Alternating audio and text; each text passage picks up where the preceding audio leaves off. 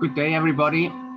It's great to have you with our very first webinar of the year 2021, which of course should have been a luncheon, but as it goes with COVID, we have to do what we can do best, and that means stay in touch the way we can.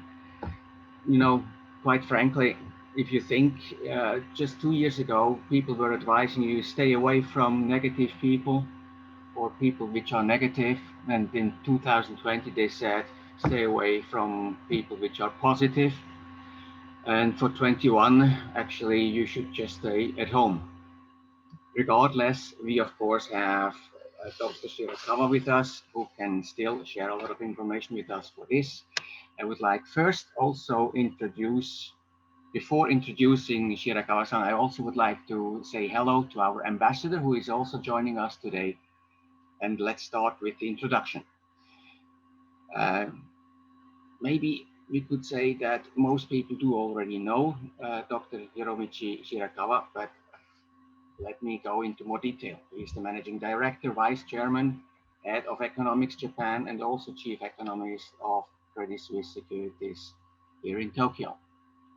He started his business career in 1983 at the Bank of Japan, was special assistant to the BOJ governor during the banking crisis in the 90s, was sent off to Paris to working as senior economist at the OECD, and later on became a member of the Japan Cabinet Office Special Study Group on Economic Policy Management.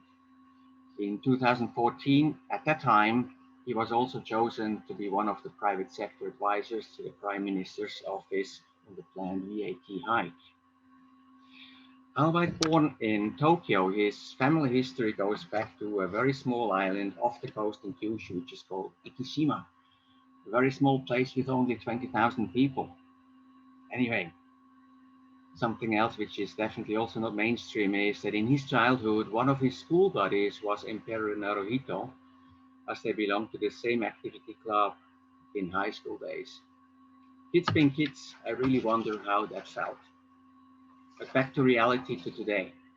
Apart from work, Shirakawa-san says that he also likes to play tennis and golf.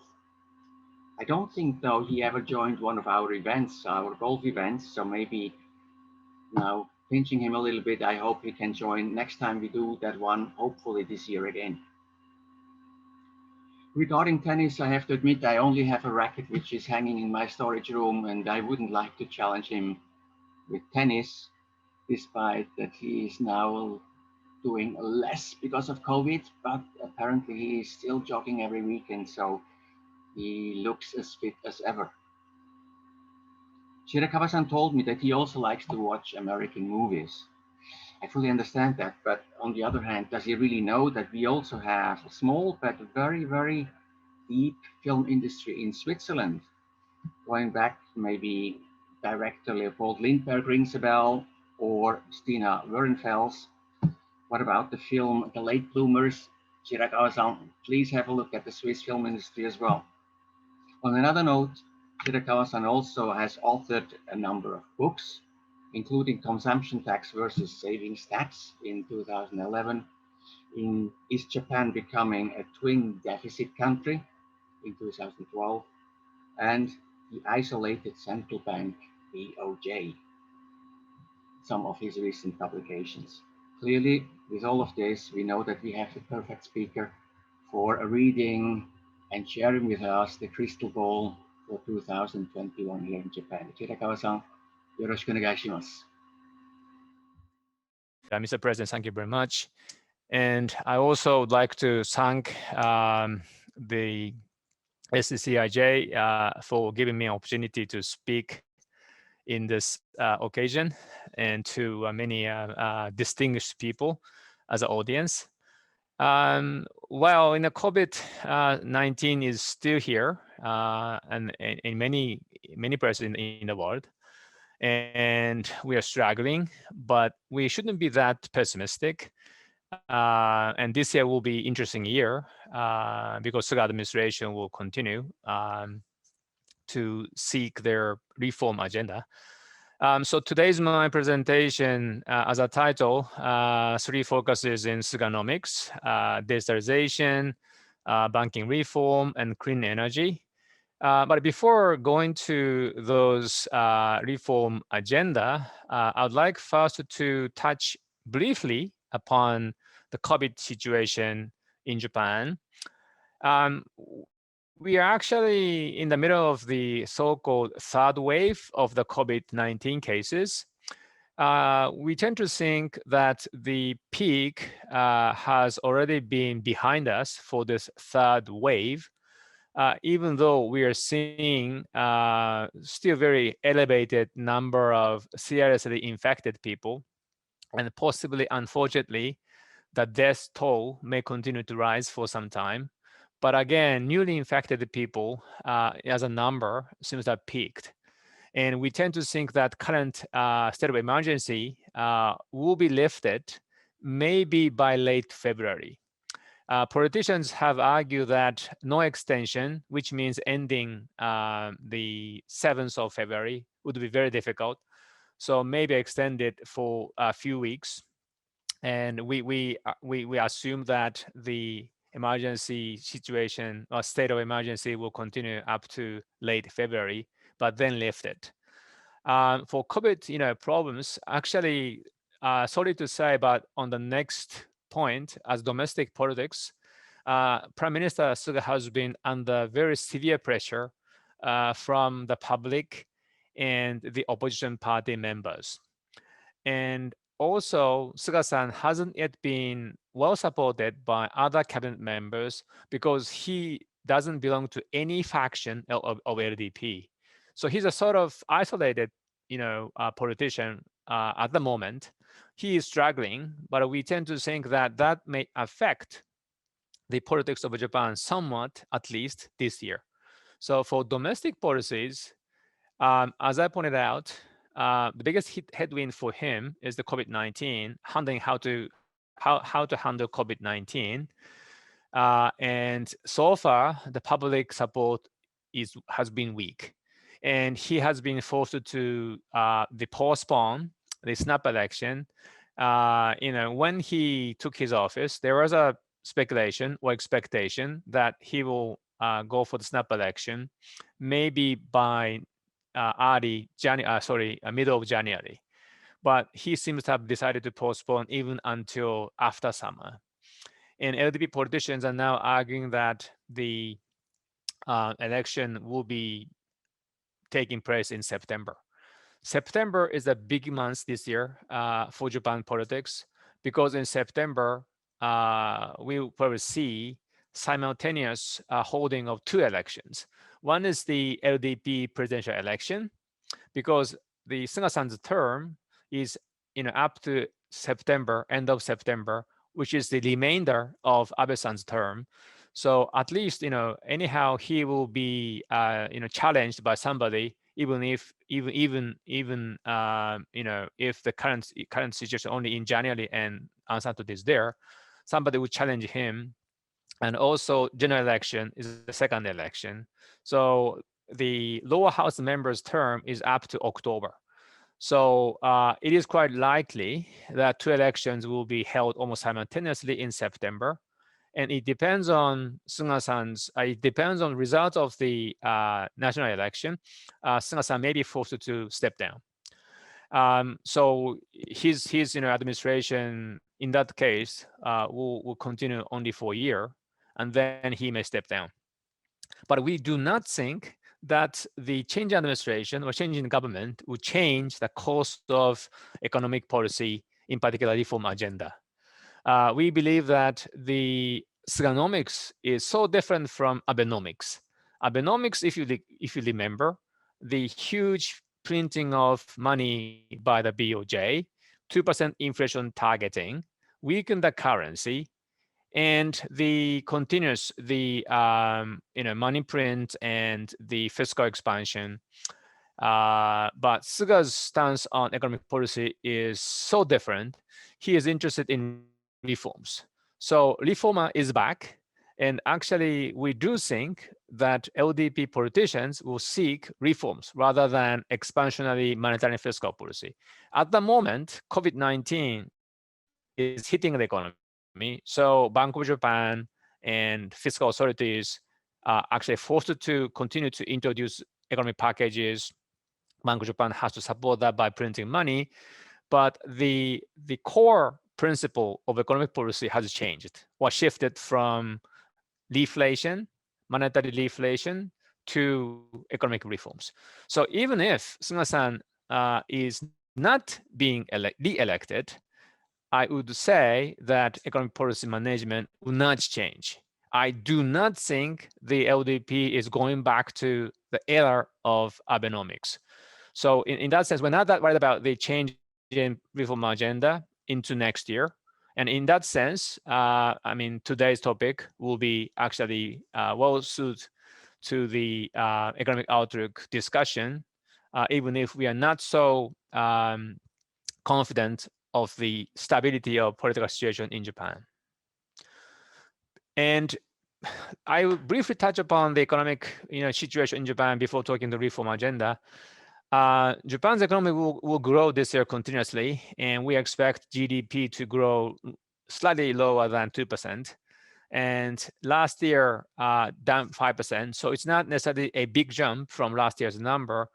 The main background of the 2% growth rate for this year is that the Japanese household remain cautious, in our view,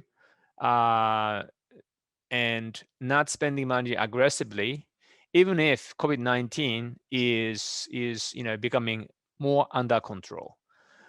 We have seen a significant, solid, the trend of the household savings rate to continue to rise. It is not relating to COVID-19. It is more as the Japanese household behavior. So because life expectancy continues to rise, many people are worried about the shortage of cash after retirement and possible reduction of the pension payout. So many people still in favor of saving money, and that trend will not necessarily change much, even if they have saved money last year and year before. So even if COVID-19, is getting more under control, we are not expecting any jump in consumption. So in that sense, the economy will continue to grow, not necessarily that high pace, but 2% growth in Japan is a good pace. In Q1, January, March quarter, we see sluggish economy mainly because of the state of emergency. But Q2 and Q3, we're going to see a rebound of economy. And our assumption on Olympic Games is that they are going to be held. Olympic Games will be held. We are not expecting a cancellation or postponement. No postponements, or only cancellation story. Media so far have been fairly provocative in saying Olympic Games will be canceled. But we do not think that is the main case, mainly because the government has poured a lot of money, and taxpayers like us have already committed to funding the Olympic game costs. And we have already seen, if you go to Sendaga area, we have already seen a big stadium. Main stadium has been already constructed. So the issue would be whether or not audience will be there or no audience games. Maybe no audience is possible, and also maybe downsizing of games. Maybe several games may be canceled, but no full cancellation of the games, we assume. Exchange rate. The Credit Suisse is a, I don't know what is happening to UBS, but I think the Credit Suisse as a Swiss firm continue to say that US dollar is a bit too strong, and US dollar has to continue to go down. And we stick to that dollar weakness view. And in that context, we continue to see gradual appreciation of the yen. Our exchange rate forecast is not so aggressive. We're expecting 100 yen to dollar by the end of the year. So not a big jump in the yen, and we also expect slight appreciation of Swiss franc with dollar. So I think the Swiss franc Japanese yen relationship will not change much. So very stable Swiss franc Japanese yen for the rest of the year. That is our current view. Okay, so go to Suganomics. So Suga-san, on the surface, he's not necessarily so, I would say, talkative, and he is at a bit pity, but he has been criticized by his way of speaking in the diet. It's a bit pity because he's not a necessarily so provocative guy like Abe-san or Koizumi, so he's a bit a shy guy. But he has been keen on the sticking to his reform agenda, and the even in his the days of campaign for LDP president back in August, September, he has been very provocative on reforms. And I actually picked up three reform agenda. The first one is digitalization. And for digitalization, the actually government is thinking of creating an agency, new agency, so Central Digitalization Agency in the cabinet office, which is already a kind of done deal. And the one thing we have to be clear about digitalization is that what is the purpose of digitalization? We know that Japan is a bit behind other nations in terms of the digital platform, digital digitalization, the infrastructure kind of thing. If you go to the next page, this is a digital competitiveness ranking done by one of the private, the industry's research firm. And Japan is now ranked 27th, below even Malaysia. And if you take a look at, this, for example, Switzerland, Switzerland is where? Switzerland is 6th. So USA, Singapore, Denmark, Sweden, Hong Kong, Switzerland, and so forth. So our digital infrastructure has been lagging, and one of the most underdeveloped country in Japan, in the world. So the digitalization has a purpose of re-strengthening or improving our digital infrastructure. And Suga has been very aggressive on this, and he is creating a new agency, new department in the government to take care of these digitalization initiatives. And one of the purpose of this digitalization is that, of course, this is to produce to enhance the digital platforms and infrastructure, but also government wants to improve their surveillance capacity. And this is mainly because of related to the medical industry. So the after COVID-19 cases increased and pandemic started in spring last year, many people have argued that the information sharing is so poor. And for example, medical information of individuals so poor. And also there is not a good,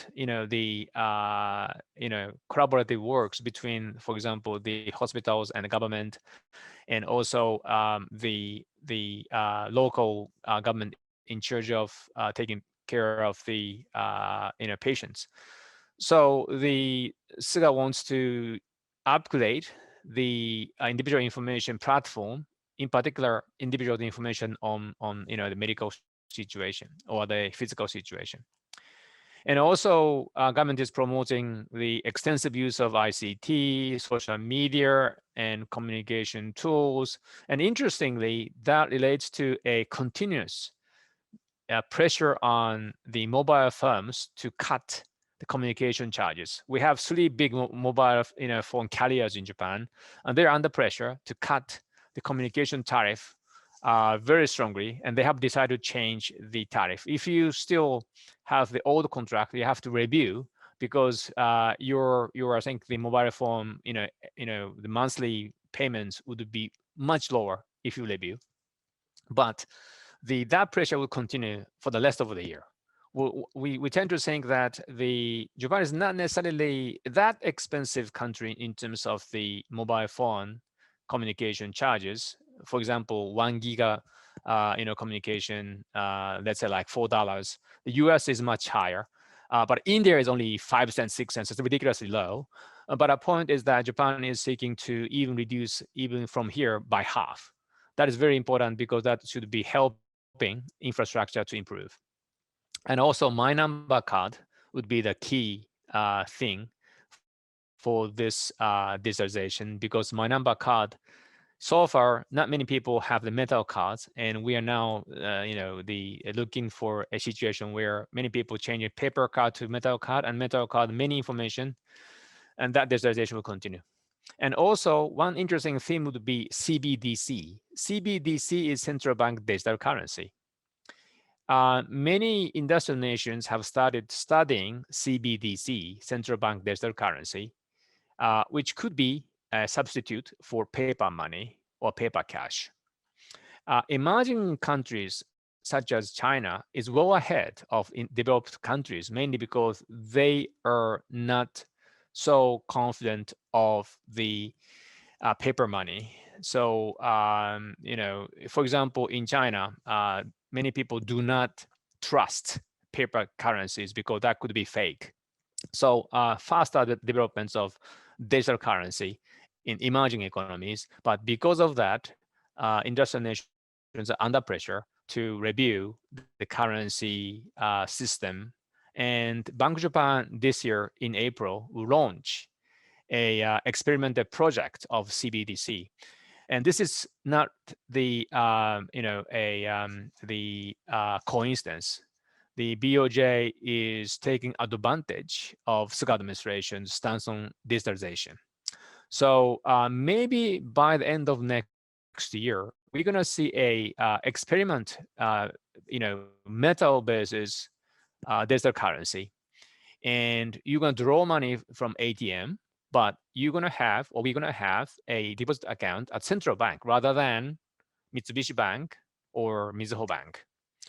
And we probably see in 5 to 10 years time disappearance, not a full disappearance, but the large part of paper cash will disappear. That may have this huge impact on the money printing, because if there's a case, the BOJ can print even faster pace of money as digital currency, because the um, or can stimulate the economy by lowering interest rates below zero, putting on the cash. Cash interest rate is 0%, but that restriction will disappear. So that may affect the exchange rate and everything. So we have to very carefully watching that. And second theme is the consolidation of the regional banking system. I don't know how many of you have a regular contacts or the businesses with regional banks, because in Tokyo mainly 3 4 mega banks are doing businesses with you and or other foreign banks. But in Japan, the current problem is the banking sector is a bit of the stretch situation, over banking situation, and actually regional banks still 100. It hasn't come down much in terms of the number of regional banks, and their share in the deposit market is still 40%. It's a big presence, but we know that headwinds are there to regional banks in particular, because aging population continue to weigh on regional economies, and actually COVID-19 would hit more severely regional economies rather than the big cities economies, mainly because regional economies have benefited from the inbound tourism. So even if we expect COVID-19 will be well under control into next year or into the end of the year, it's very difficult for regional economies to continue to grow, and headwinds will continue to weigh on regional banks. So we're going to see consolidation of the regional banks, and Suga seems to be very aggressive in trying to consolidate regional banks to make the regional banking system stronger. So we're going to see mergers, acquisitions, downsizing in terms of number in particular. But interestingly, that increase in M&A activities in regional banking system would mean that regional banks will change their businesses. So if you're interested in Japanese business in the local areas, you may talk to regional banks, mainly because the distribution, in terms of distribution, they may help. Because banks are not necessarily doing other than banking business, but in terms of the strengthening the regional banking system, government will allow many other things to be done by regional banks. So for example, the main office of the regional bank could be, or branch could be, on the first floor, Uniqlo and Starbucks, and or even some retail stores, and then second floor and up, bank branch kind of thing. That is deregulation. That could happen. And also they have a more power to talk to people. So you right now they're only setting like investment trust and so forth on their windows, but the picture may change, and regional banks could help you or your business into the future. So this is a very interesting theme and interesting year in that aspect. And finally, on the energy reform, clean energy, well, the big change this year is the change in US administration. So the former President Trump was not necessarily that pro clean energy or energy reform. As you know, he decided to make US getting out of Paris Accord. But President Biden is now reversing his energy policy. And US has already committed to return to Paris Accord. And also Biden's plan in terms of the Bidenomics, he seems to be willing to spend money on energy reform. And in parallel with the change in the U.S. administration and continues the initiatives by European countries, the Japanese government finally made a commitment, and that is carbon neutral by 2050. And the 2050 is still 30 years to go. And we don't know yet what is really happening in 2050. But between 21 and 50, the 1 year which has to be really focused on is 2030. And government is planning to review the appropriate mixture of energy um, as of the 2030. So only 9 years to go. But this summer, government will release every 5 years they review their energy policy, and in summer they will publish the next one, which is the base plan for energy. And in that, they will show their current view of the required mix of energy sources in 2030. And renewable energy, like windmills, maybe water, and I think the solar power. Those, I think, the renewable energy, in terms of the current production share of energies is roughly speaking 17% right now, as of the fiscal year 2018. That has to be raised to 30% at least. And nuclear, which is very politically sensitive issue, because after the the big earthquake in 2011, many of the Japanese nuclear power plants were shut, and right now the only 5 to 6% in terms of the nuclear power generation on the whole energy production. This is really tricky because the share of the nuclear power plants production does affect renewable energy production, required production.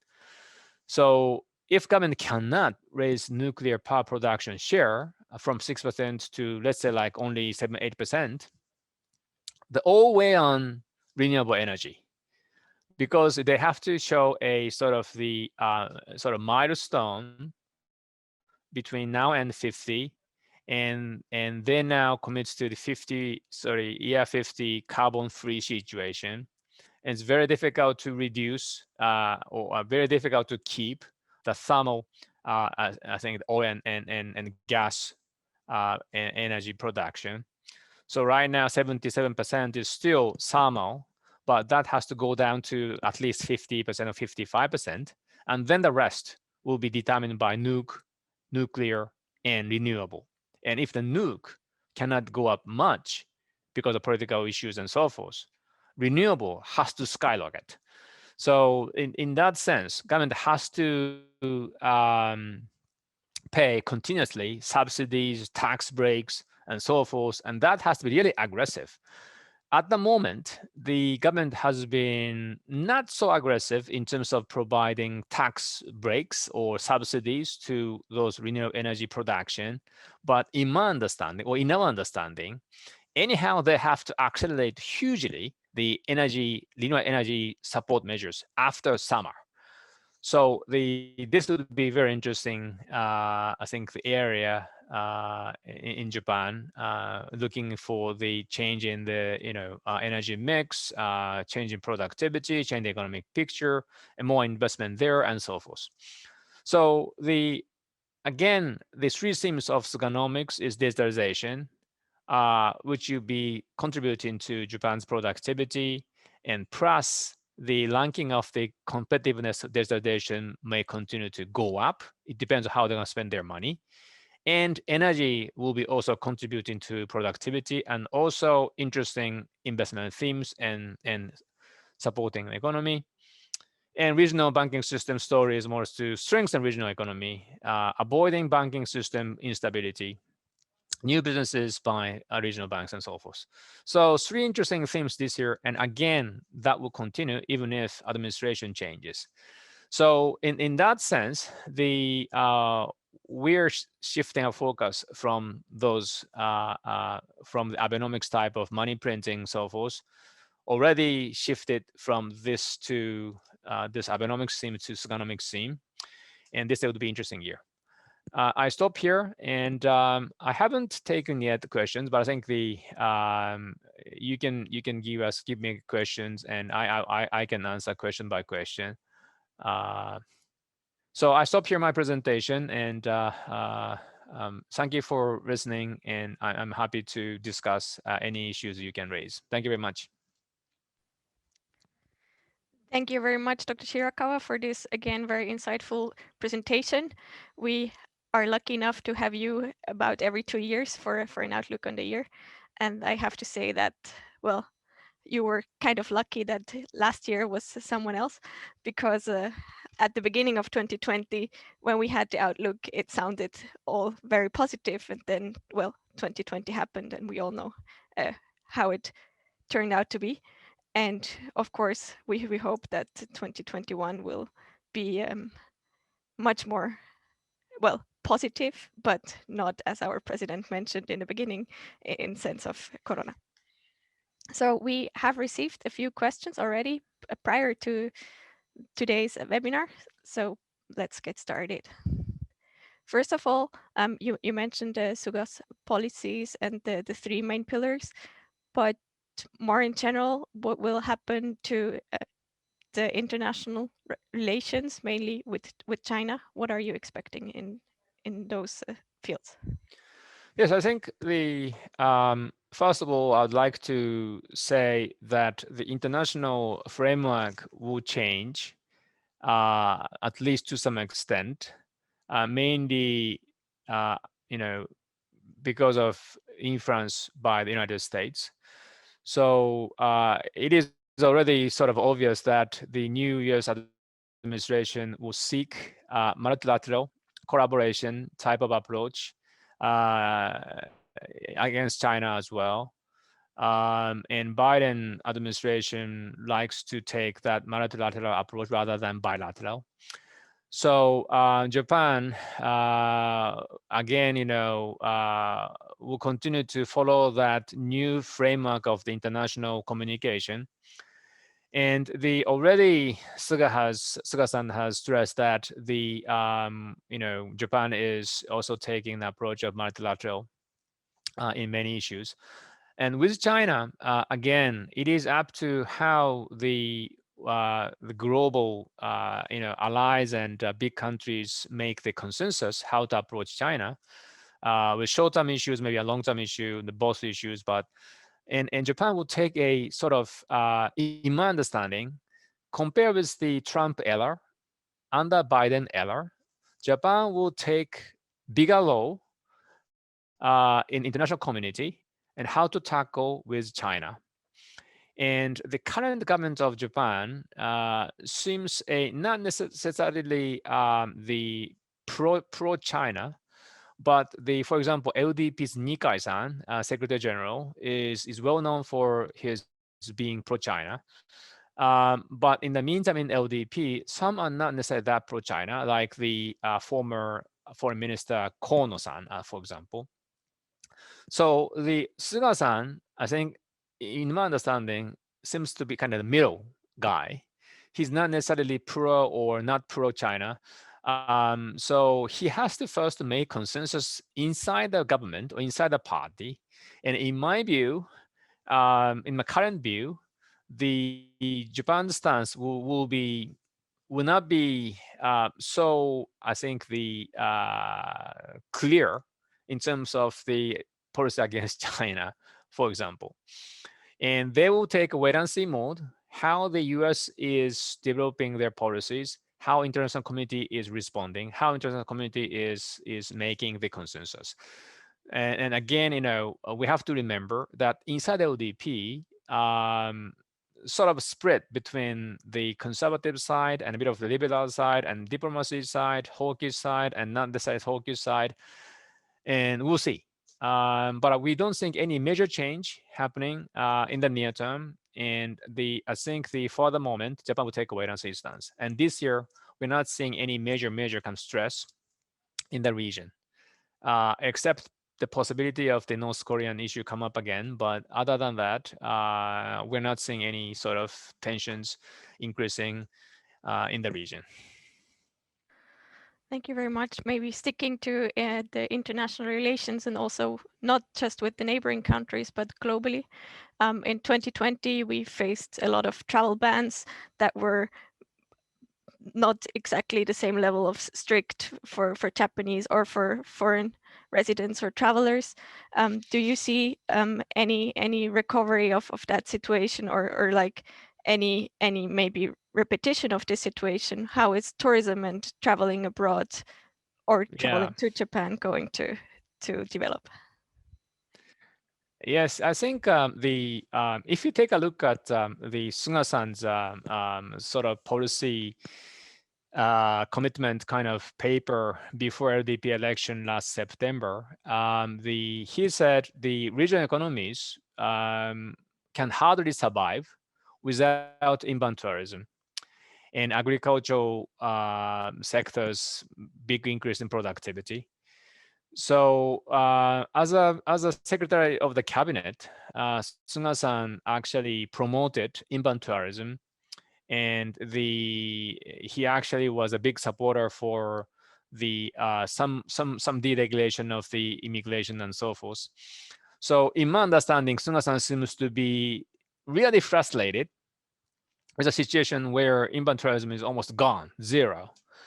And he, even at the end of the decision, he did stick to a idea of keeping business people coming from the 11 countries. But that was very harshly attacked by opposition parties and even the public. And the problem is that the Japanese public is not supporting the Suga-san's stance on opening the country for tourists and immigrants. So it is, in my understanding, totally up to what the general public reaction would be. And in particular for state of emergency, in my understanding, if you look at the number, already peaked. It's kind of obvious. But our current problem is medical public services problem. But I think in the meantime, what people are saying is that we are still too loose in terms of restrictions. So, and 80% of people saying Olympic Games has to be canceled or postponed. 80%. So really big number. So it is Japanese people's maybe, I don't know, consensus, but for the moment, it is better for us to shut the country down or out from the outside of the country. So there's sometimes talking about the New Zealand cases and so forth, but I don't think New Zealand and Japan is the same country. But in the meantime, they tend to feel that the aggressive restrictions would be better. So in that sense, I tend to think that the general public would not support, and opening the the borders will be delayed. And that is one big risk for the Olympic Games, because people do not support Olympic Games. It's very difficult for him to have the Olympic game as scheduled or open to the general audience. So the big risk is the public. Thank you very much. Sometimes I think it's very beneficial to be an island country. For other countries, might have been a bit more difficult to close borders like that. No, of course, yes, yeah. Indeed. We have questions also coming in on totally different aspects of what you touched upon. So let's quickly dive into the sovereign debt. So considering the substantial extra budgets that had to be approved in connection with the coronavirus, what is your view on the future of the sovereign debt and of the Japanese government? Yeah, the first of all, Japanese Ministry of Finance is so smart. So they sometimes are quite, able to make the numbers big than reality. So mixture of many things, and the core fiscal expenditure is small, but they tend to make things big. This is the tactics of the fiscal authority.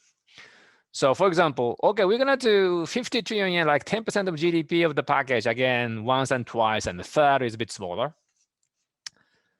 But what they're doing is, okay, we're gonna prepare the money, but that money is not necessarily fiscal money. And also a, commitment and disbursement are different. Okay, we're gonna commit this money, but we're not necessarily spending that money. So, and also we're gonna borrow somewhere, or we're gonna manage a debt situation. We can actually, Japan has printed debt somewhat faster than needed. So when they wanted to borrow money at lower pace, they tend to borrow first and keep that money as a saving. So interestingly, they did 3 packages this fiscal year ending March. And they actually, even the third package is, roughly speaking, as a size of the package, 7% of GDP, no new print of debt, 0. How they manage this? They can manage that because they sort of steal some of the money from the formally funded and maybe overfunded one. And also, they tend to print short-term debt rather than long-term debt. And currently, of course, it is up to how you're going to see debt situation in Japan. Many people, of course, are focus on the whole debt. But for example, last year, the roughly speaking, 20% debt increase to GDP, new increase to GDP. I mean, in terms of debt, but 70% is the short-term financing bill. And only 30% is long-term JGBs, government bonds. And the question is how they're going to manage this short-term thing, because they have to continue roll over thing.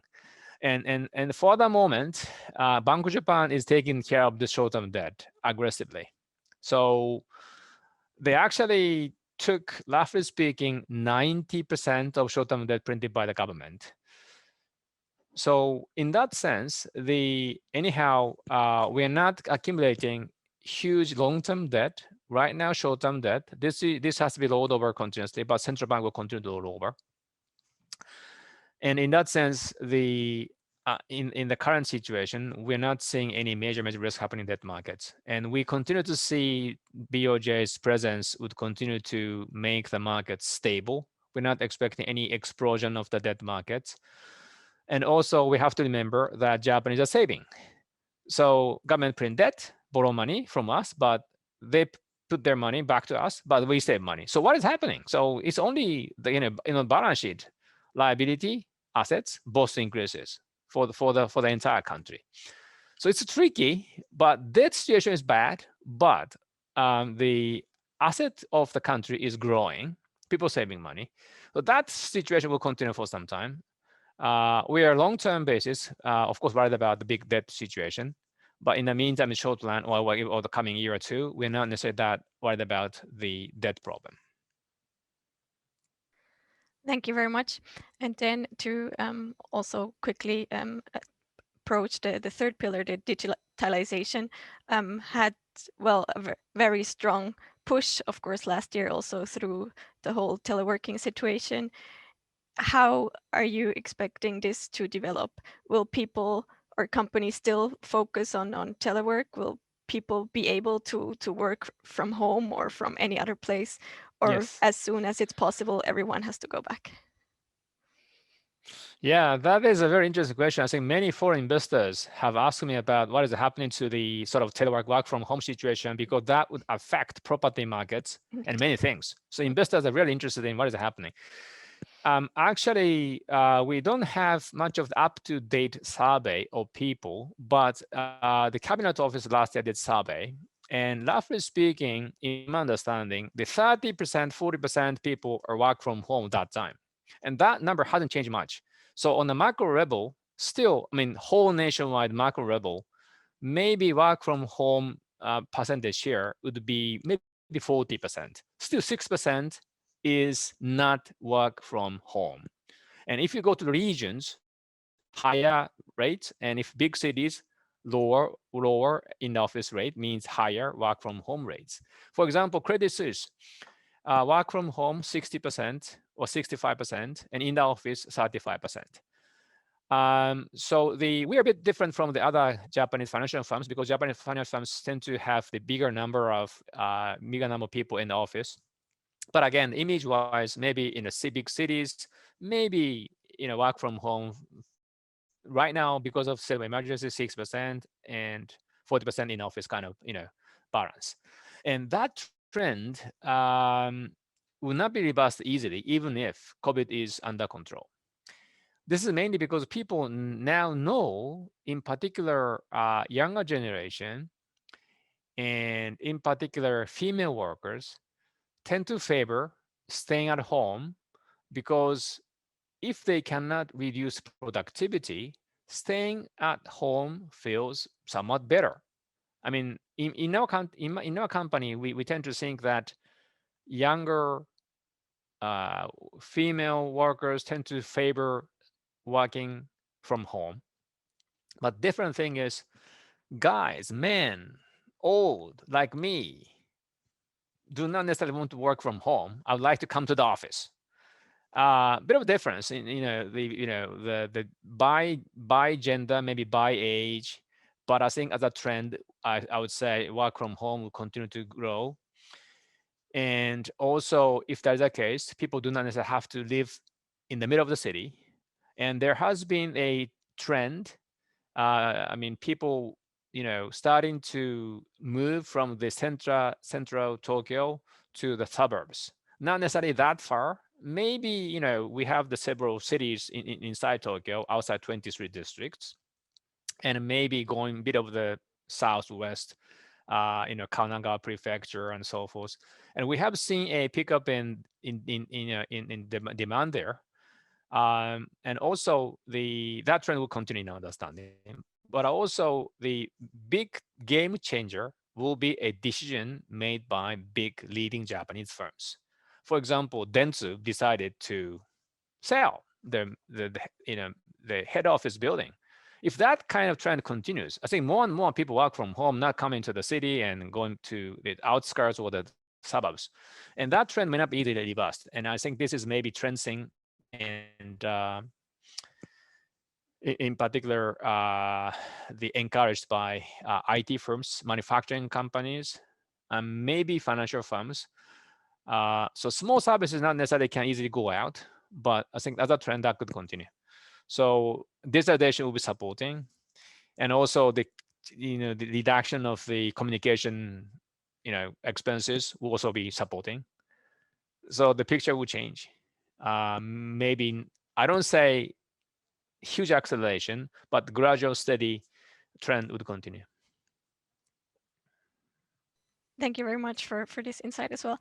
To wrap up this Q&A session and also your presentation, one more question, just a brief. Where do you see the Nikkei 225 index at the end of the year? The I was actually fairly pessimistic about stock market of Japan, but I think this year we have, well, last year, starting November, big jump in Nikkei stock price index and the continuous rise in Nikkei index. And one thing I have to tell is that the global stock markets are doing well, even if COVID-19 is weighing on the economy. This is a huge print of money, excess liquidity, big companies doing so well, and COVID-19 may disappear and the economy will continue to normalize kind of expectation. But any professional, financial analysts, economists, strategists, everybody has a different view. So is it too expensive? Already bubble? No, it's coming continuously. Or is it a big divergence between real economy and the stock markets? Yes, it's a big divergence, but it's fine. Or no, it's anyhow bubble will collapse. It's very difficult to make a call, but I tend to think that the stock markets will be affected by two main things. One is the COVID-19 situation, including vaccine situation. And number two is monetary policy, printing money by central banks. And central banks like BOJ and Federal Reserve will continue to stick to a low interest policy, ECB as well. So liquidity story will not go anywhere this year. So that will support stock markets. COVID-19 is difficult to predict. Is the economy really coming back? Or even if vaccines become available for many people not necessarily spending money or not necessarily going aggressively to travels and so forth, I don't have any strong view about that, even as I'm an economist, because I'm on the cautious side. And I tend to think that Japanese will not necessarily go out and lash and spend money, even if COVID-19 is stabilizing. So for Nikkei, we tend to think that the peak would be maybe the middle of the year. Our cyclical view, we're not necessarily think that the Nikkei continue to go up like this.